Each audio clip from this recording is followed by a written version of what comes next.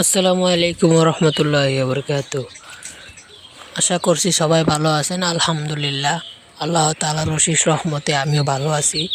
আর এখন সকাল 5টা। এখন গরুগুলাকে গোসল করাবো।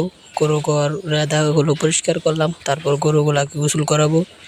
এটাকে এখন গোসল করাবো, তারপর আরেকটাকে এটাকে গোসল করায় এমন ধাপে ধাপে আর সবগুলাকে গোসল করাবো। আপনারা দেখবেন এই সবগুলা গরুকেই গোসল করাবো। গরুটাকে মানে গরুর শরীরেও এরকম অবস্থা করছে আর কি, একদম জঘন্য অবস্থা। আর এখন এটাকে ধোয়াবো, ওটাকে ধোয়ানো শেষ। এটাকে ধোয়াইয়া তারপর আরেকটাকে ধোয়াবো। এরকম করতে করতে সবগুলাকে ধোয়াবো। এটাকে ধোয়াইয়া তারপর কালা গরুটাকে ধোয়াবো। এটা হচ্ছে কালা গরু, ছোট গরু, দেশি জাতের একটি গরু, সুন্দর মাশাআল্লাহ আলহামদুলিল্লাহ। এটা আনার সময় অনেক ছোট ছিল, এখন বড় হয়েছে। আর এটা হচ্ছে আমাদের সবার বড় গরু, রানী গরু, শাহিওয়াল জাতের একটি দামড়ি গরু। ওকে দেখলে বোঝা যায় যেমন একজন ষাঁড় গরুর মতো দেখা যায়। ওকে গোসল করবো। ওকে গোসল করায় তারপর যে ঘরটা আছে ঘরটা ধুয়ে নিব। ওকে গোসল করাবো। এখন গোসল করায় তারপর ঘাস আনতে যাব, ঘাস এনে ওকে দিব। ওকে গোসল করানো শেষ।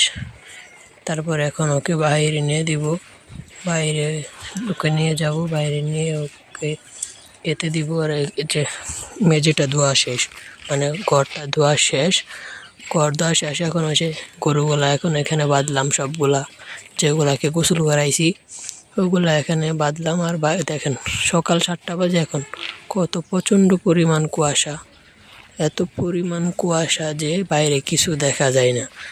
তাই ওই যে ওদেরকে বাইরে না বাঁধলাম। আর এখানটা জায়গাটা অনেক নোংরা হয়ে রয়েছে।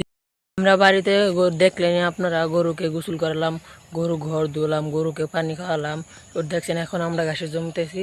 আর আমার ঘাস কাটা শেষ আছে, ঘাস এখন ঘাস নিয়ে বাড়িতে চলে যাব। বাড়িতে গিয়ে এগুলা কাটবো, গরুকে দিব। আর এখন সকাল বাজে 7টা। দেখেন কত কত প্রচণ্ড পরিমাণ কুয়াশা, দেখতে পাচ্ছেন কত পরিমাণ কুয়াশা। আর এই কুয়াশার মাঝে আসলাম সকালবেলা ঘাস কাটতে, কারণ একটু তাড়াতাড়ি সকালবেলা একটু কাজ কাম সেরে ফেললে তারপর আমাকে স্কুল যেতে হবে। স্কুলে যাব, তার জন্য সকালে কাজ কামগুলো সেরে ফেলা হয় প্রতিদিনই। তাই আজকের কাজ গরুর খাবার দাবার সবই শেষ। আর এই সাইডে আমাদের জমিতে দেখেন ফুলকপি লাগানো হয়েছে, লম্বা বেগুন, মাত্র ছোটো ছোটো চারা আর কি। এগুলো বড় হইতে আরও 2-3 মাস সময় লাগতে পারে। দেখেন আর কত পরিমাণের কুয়াশা। আজকে তো আমার মনে হচ্ছে শীত যেন আইসেই পড়ছে, একদম শীতের সকালের মতো।